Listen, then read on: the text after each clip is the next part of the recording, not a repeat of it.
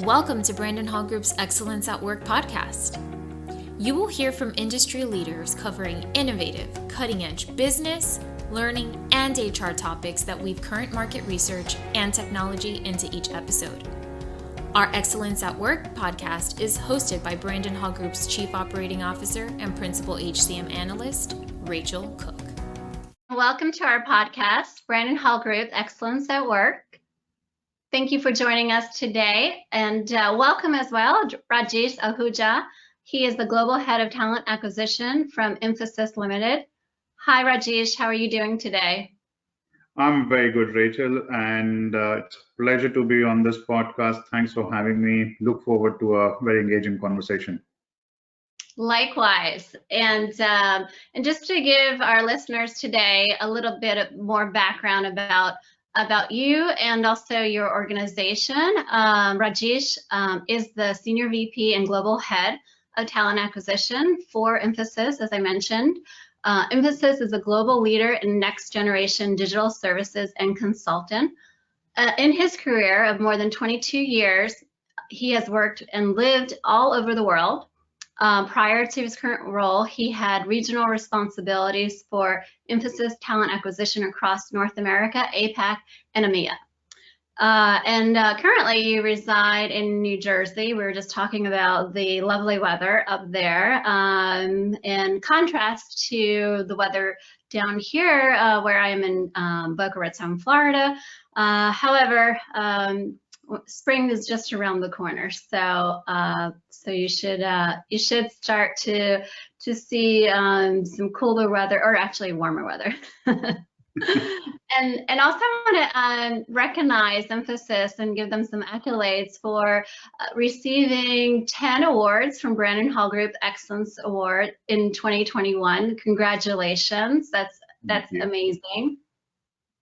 No, it has been amazing, and I must say the last 2 years of COVID have probably put all of the professionals in HR and talent on a journey of figuring how the world will be and how the world is, and in that journey to receive awards from Brandon Hall and recognition for the work you've done has been really, really satisfying. Thank you. Well, again, congratulations. You've and your team has done the hard work, and we are humbled and we were amazed by your organization and other high-performing organizations that, in spite of our circumstances and that's impacted all of us across the globe. Some companies like yours, continue to triumph and to perform and to serve their clients in such a way that it deserves the recognition that you received. And today we're going to be talking about developing high-performing teams in a hybrid environment. So I think that is something that we're all living it, and we're trying to figure out how best to operate, how best to be structured, how best to blend what once was to where we are, and then anticipate where we may be. So let's start with my first question to you is, how does your hybrid work environment, what does your hybrid work environment look like? To be honest, Rachel, I think the current hybrid work environment still looks very remote, rather than a true hybrid or a lot of people in person at offices. And the reason is, I think late last year we all started to plan and execute on return to work or return to office kind of programs, but then we all were struck by Omicron, and that derailed almost every other plan. So same for us. and now we are back to that place where we are starting to talk about, or not starting to talk, but we are actually starting to execute on some of the return to work or return to office programs. I shouldn't say return to work, because everybody has been working more than working all this time, even from home. But yeah, return to office programs. And we've just started in some of the countries where people are coming 1 to 2 days a week to the offices in their nearby cities, it's still voluntary. It's not made mandatory across the board, and that's the approach we want to take, which is inclusive of employees' wishes and needs, and at the same time fulfilling on our client promise that we will provide them the best-in-class service. The really talented people will come together and build some amazing solutions for our clients. So how do we balance the two priorities is where we are right now. Do you find that your teams are working or performing better in this type of environment in contrast to how you were before? So I think so. And more than the larger organization as Infosys, I'll speak about the talent acquisition team at Infosys. I think we have done some phenomenal amount of work and at very high levels of productivity in the last 12 months or so. Ever since post-COVID, post-COVID stoppages and stopping of hiring and et cetera, early last year when things opened up and everybody was back to hiring, and especially in the technology world, it came back pretty quick and pretty fast.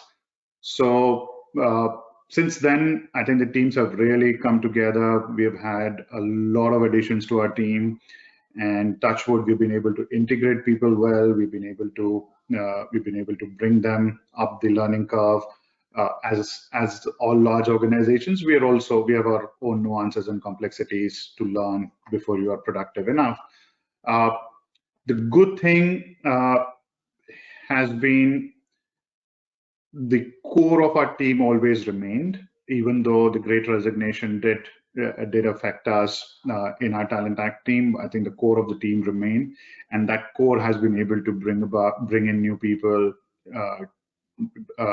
train them, integrate them, and I was just talking to somebody who finished 3 months recently in the team.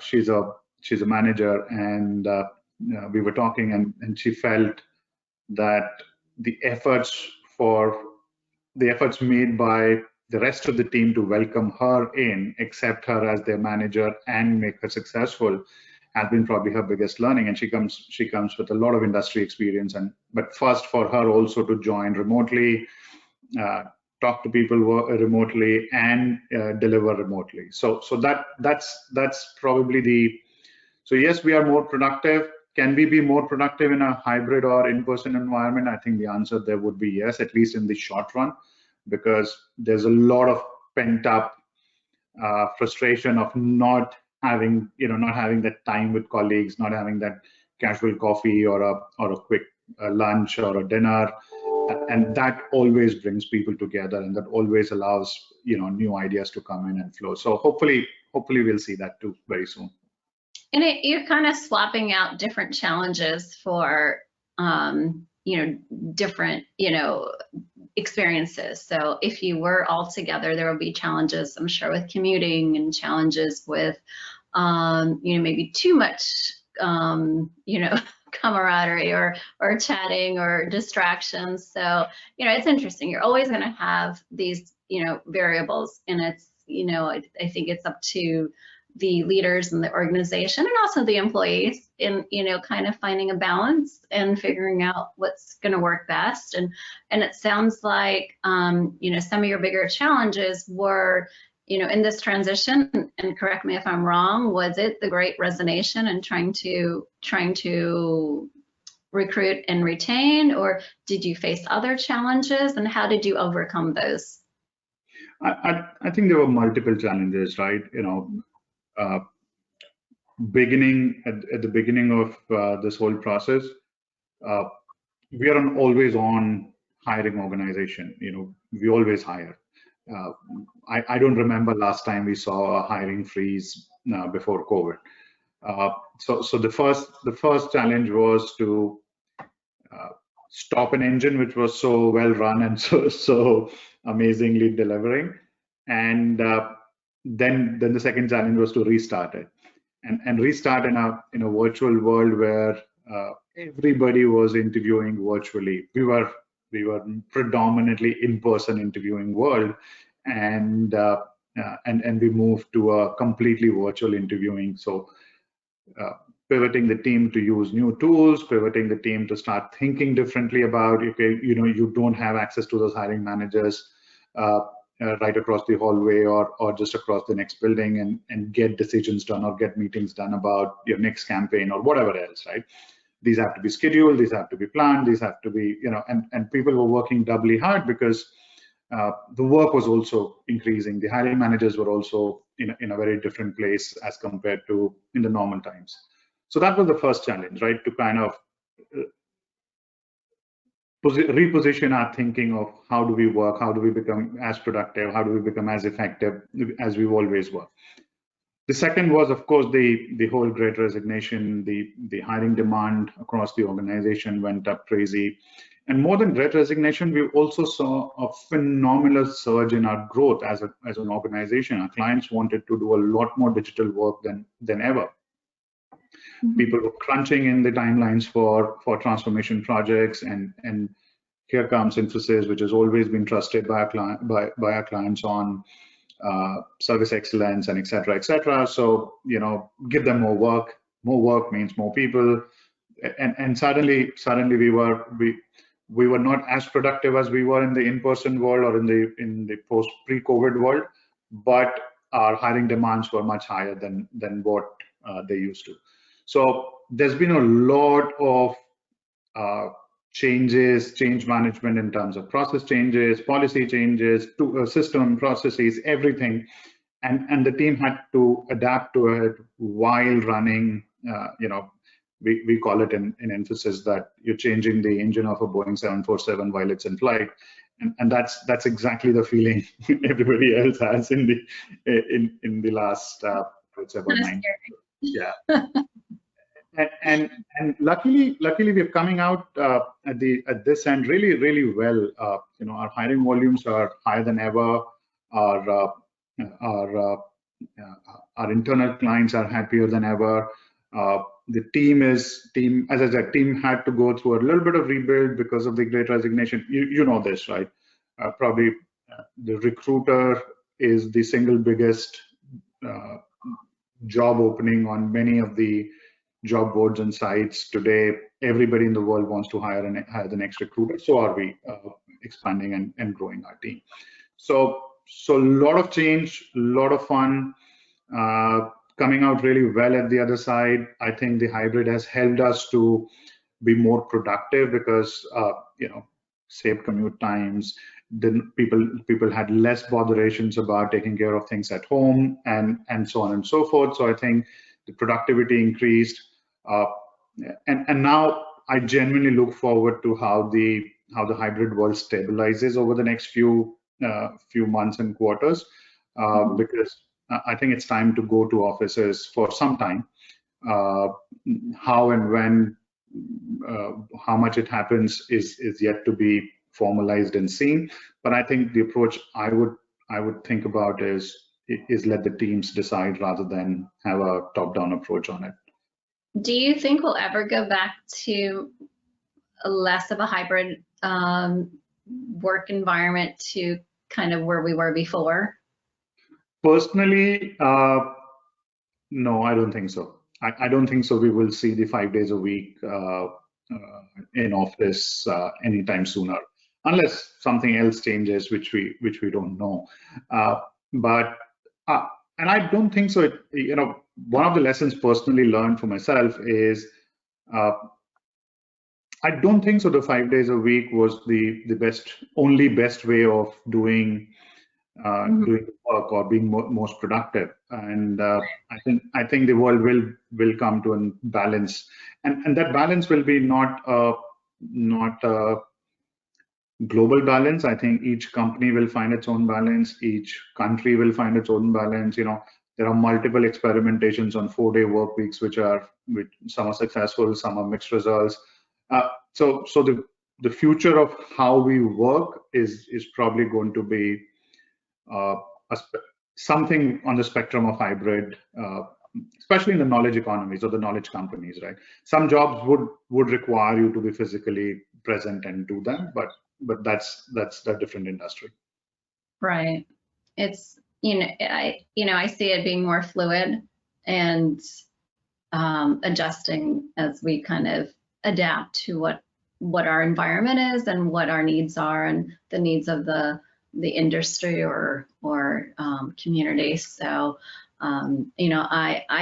our research is showing those trends as well. And like you said, unless something drastically happens, I don't think we're going to be a Yahoo where we switch from moving everybody remote back to entirely into the office environment. And I don't think that was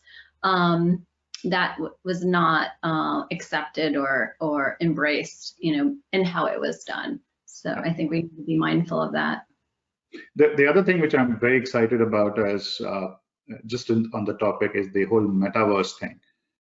Yeah, there are areas in the future of work or hybrid work which are slightly, for example, learning, right? Learning in person versus learning virtually. The effectiveness, I think there are a lot of studies which are now coming out to talk about which is a better way of learning. Do you learn better in groups, in teams, or do you learn individually? And Metaverse probably is going to bring a new dimension to that topic, where you are virtual, but you are still much closer to people as compared to a two-dimensional meeting as we are doing today. And or availability of tools and techniques which you would not have on a laptop screen is probably going to change the way we start thinking and interacting with people differently.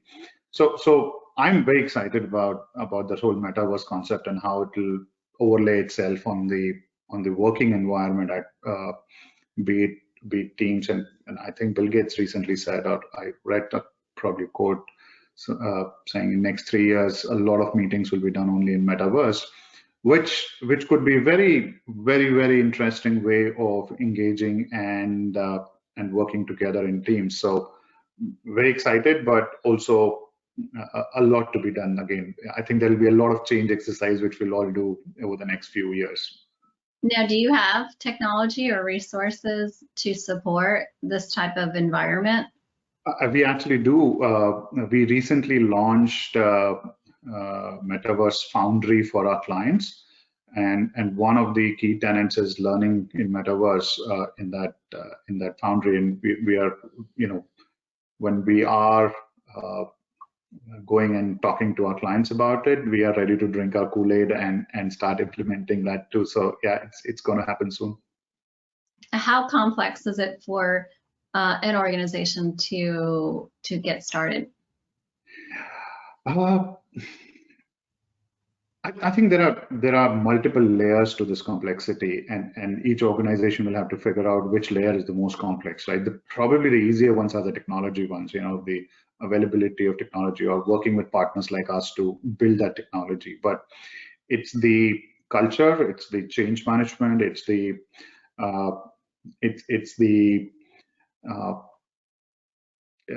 that it will not work for everyone kind of a thought process that, I don't think so. We can replace everything what we have with everything in the metaverse or the meta world. I think the approach would be gradual and would be inclusive of multiple environments existing together. And that probably requires a lot more of leadership commitment, empathy towards various ways of learning, and learning is just an example, various ways of working and being productive in an organization. So a lot will boil down to the culture and the ethos of the organization and how they adopt a completely, metaverse could be as big a change as going 100% virtual was in matter of few weeks. I think the only advantage we have is we have time, and it's evolving. It's not right here tomorrow morning that everybody has to shift to a different virtual world. So hopefully we'll be able to do this much better as compared to how we adapted to COVID world. Fascinating. Well, we'll be watching. No, absolutely. And hopefully companies like you. And One Brandon Hall Award for that too, sooner than later. So my last question for our discussion today, if there's something that you position yourselves as unique, maybe perhaps than what some of your competitors are doing or other peers in your industry, what would that be in helping teams perform in this hybrid environment? I don't know about the comparisons, but what we are trying to do different is we are trying to be very careful about not one size fit all approach. So we are letting teams have a say in how they want their environment to shape up over the next few months and weeks. Second, I think it's important to also recognize that whatever you come up with, the teams or the senior leaders come up with, will go through a change as we go along, because we're all trying to understand human behaviors in a completely different context as we've been used to for the last so many years. The employee needs have changed, the work needs have changed, the work rules have changed in many ways. People don't do that 9 to 5 in the strictest or the classic sense of 9 to 5. So how do you kind of bring that about? And in our case, there is an added complexity, right? Which is we work with our clients. We are a consulting organization, and we're not just governed by our own approach to what we do. We also have to accommodate and work with our clients. And the big question the world is also asking: can consulting be 100% done remotely, or do you need that in-person connect to be better consultants? And as we figure this out, flexibility, constantly adapting, massive data-driven approach rather than just the perceptions or thoughts of few. And last but not the least, ensuring our core client focus does not waver. As long as we keep delivering to our client promises, we can build around it and improvise and kind of perfect it. That's the approach we are taking. Okay, well, great. Thank you, Rajesh. And if our listeners would like to reach out to you, what's the best way that they can find you? Like all good HR people, I'm on LinkedIn, very active. So that's one best way to find me, or drop me a note at my email, which is rajesh_ahuja01@infosys.com. More than happy to engage and further the conversation. All right. Well, thank you, Rajesh, and thank you, everyone, for joining us today. Don't forget to subscribe to our podcast, Excellence at Work. Take care. Thank you so much, Rachel. Thanks for having me. Be safe and take care.